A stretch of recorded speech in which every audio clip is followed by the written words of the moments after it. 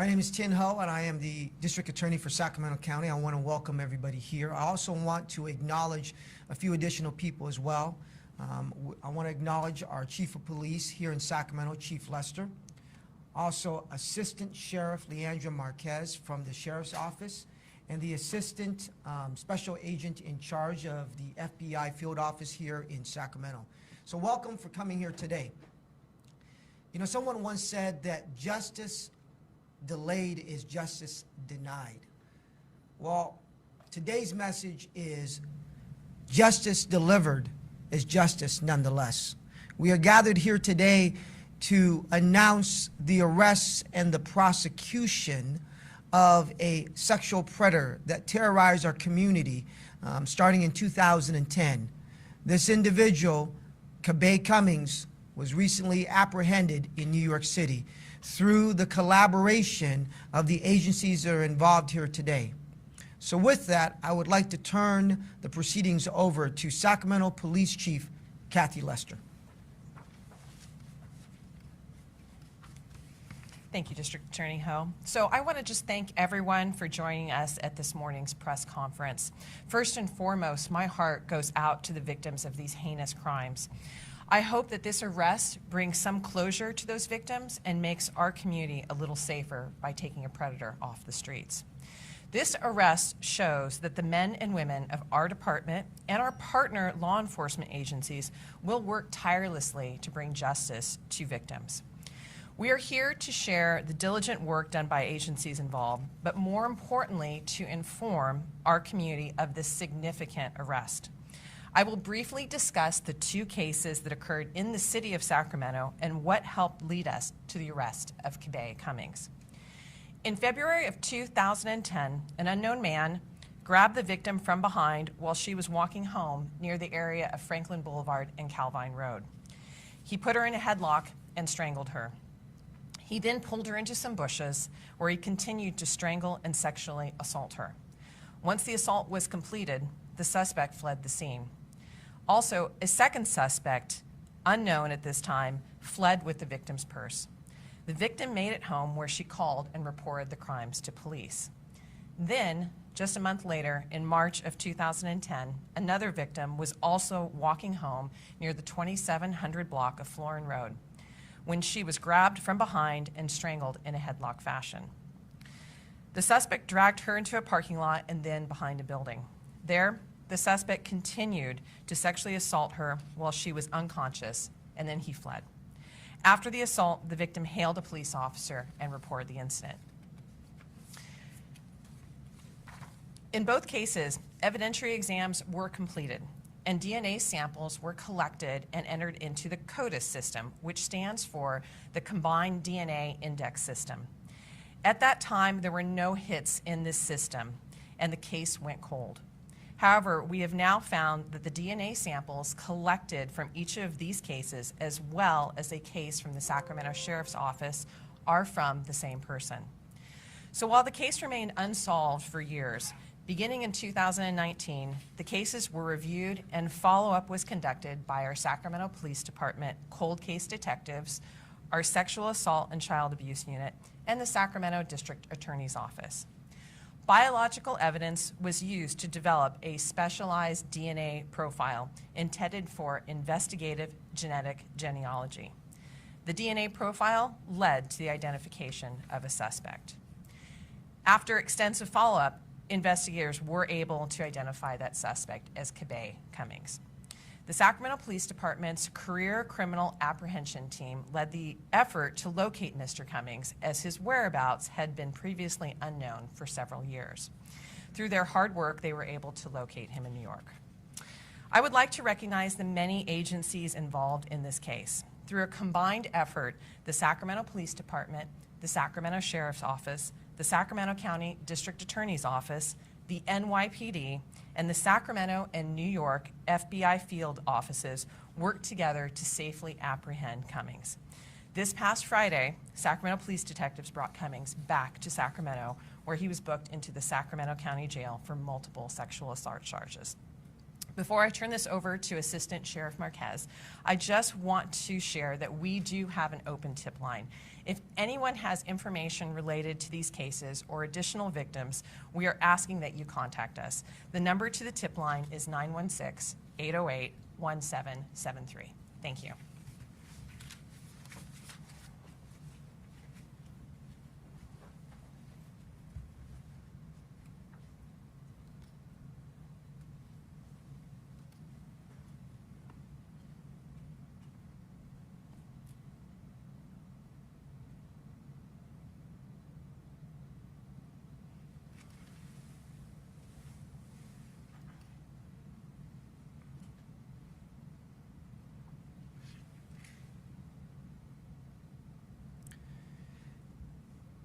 And now what we're going to do is turn it over to Assistant Sheriff Leandro Marquez. Good morning.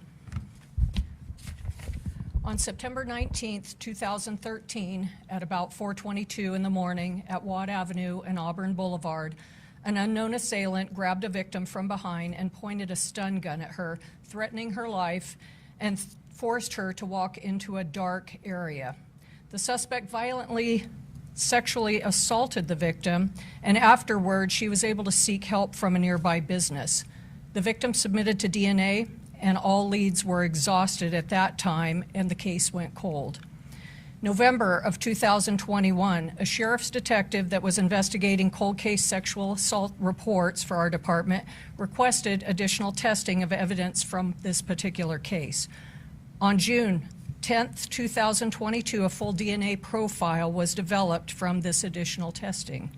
The DNA profile matched our case and 2 unsolved Sacramento Police Department sex assault cases from 2010. Working in cooperation with the District Attorney's Office Cold Case Group, a suspect was identified, which led us to New York City. The suspect had lived in Sacramento at the time of the 3 rapes and matched the description provided by the victims.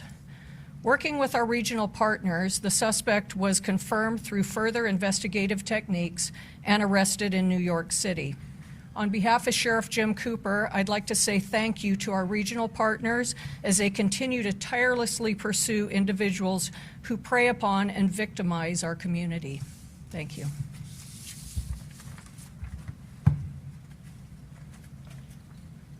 And now I'd like to introduce to you Assistant Special Agent in charge of the FBI Field Office here in Sacramento, Mark Remley.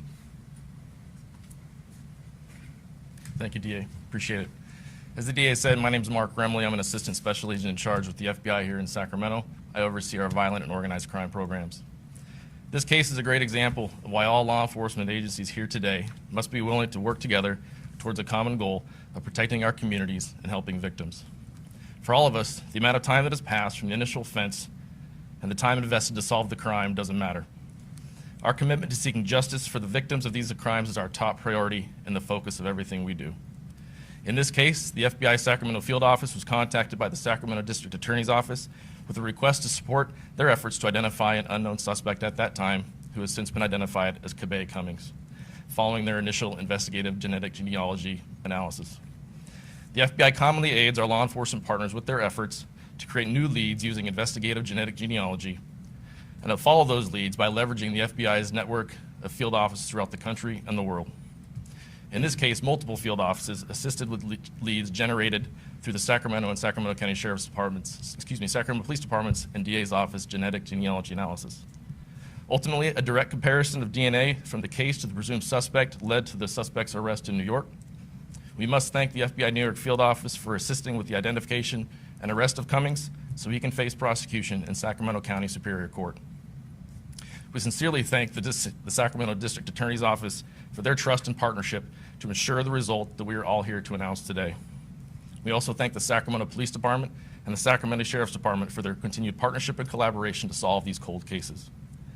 Only together can we safely secure and keep our community safe now and in the future as we ensure that every suspect is brought to justice to face a jury of their peers. Thank you.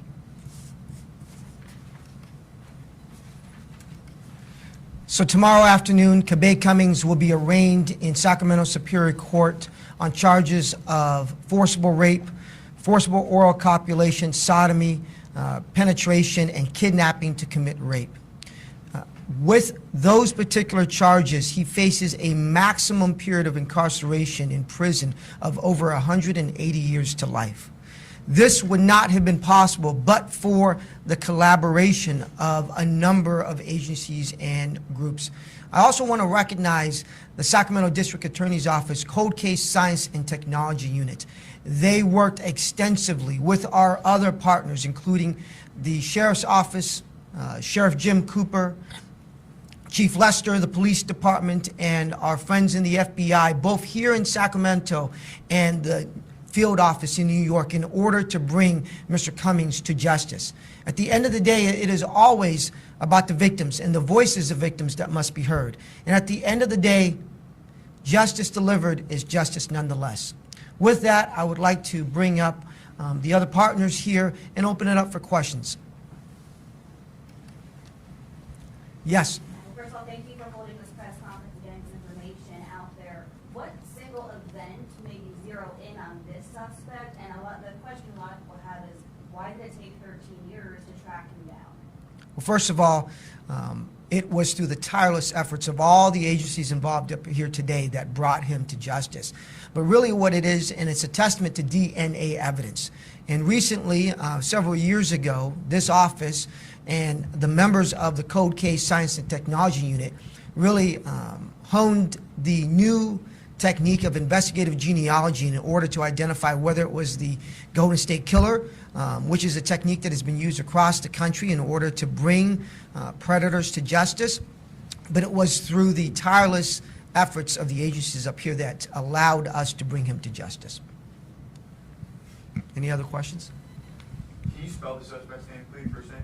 Yes. First name is Cabay, K-A-B, as in boy, E-H. Last name is Cummings, C-U-M-M-I-N-G-S. Last week when this information was put out, there was a call to the public, anyone else to come forward if they have any information, if there were any other victims. Is there anything that leads you to believe there may be other victims? I am going to let the other partners in this address it.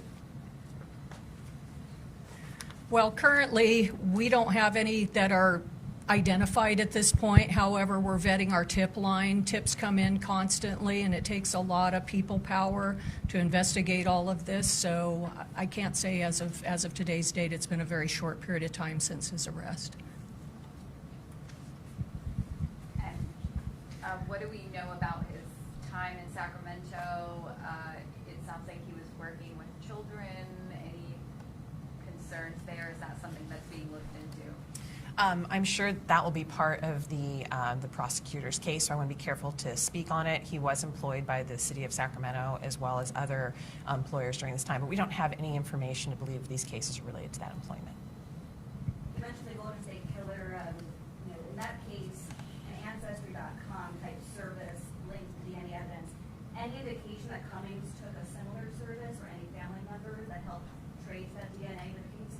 Well, obviously, since this is now a pending criminal matter, there are certain ethical obligations I have to protect the integrity of the case, so I can't comment any further in regards to some of the investigative techniques that we use to identify and bring Mr. Cummings to justice. A two-part question here. Rachel, CBS 13. Mr. DA, since we had the genealogy success with the DNA with the Golden State Killer, have there been advancements that aided in this case? And also, maybe this is a question for you, Chief Lester, in terms of this case being made public now. We know that there are victims, real victims, that have come forward that were sexually victimized. Could there be others, and what's your message to them if they came across this man? So maybe a two-part question. Sure.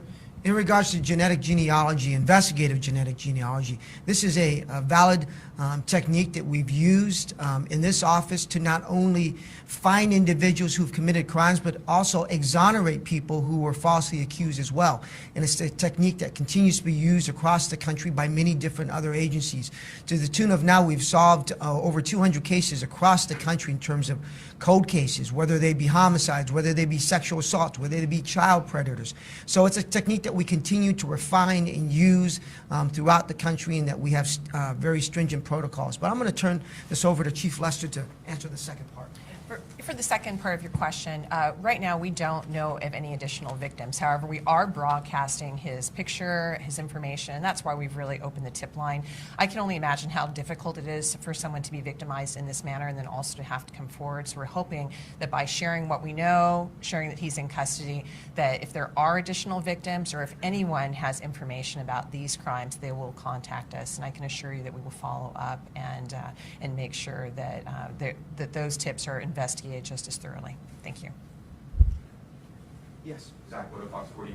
Is there reason to believe that Cummings was fleeing to New York to evade Sacramento authorities? And do you have any evidence that there were any other sexual assaults in any other states attributed to Cummings? Thank you. That's an excellent question. Due to the pending nature of the case, we will not be able to discuss that at this time. But moving forward, we are doing extensive investigation and have done extensive investigation on this individual in terms of his background, his whereabouts, and where he's lived in terms of his employment, etc. But we can't discuss that at this time. Yes. Was he taken into custody without incident, or was there any struggle or anything like that? All that I'm aware of is that he was taken into custody without incident. I don't have those details.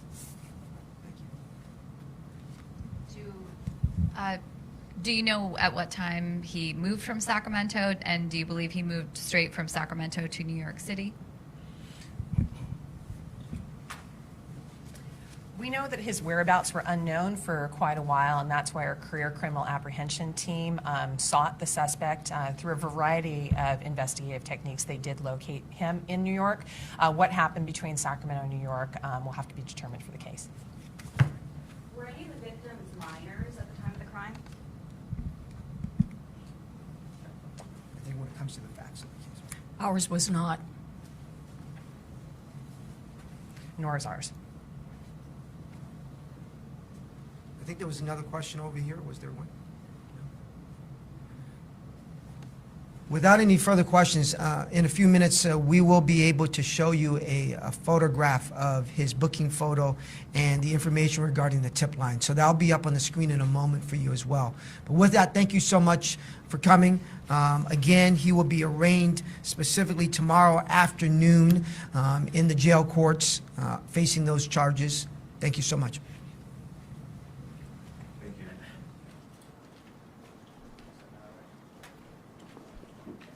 We'll have his picture up here in a moment.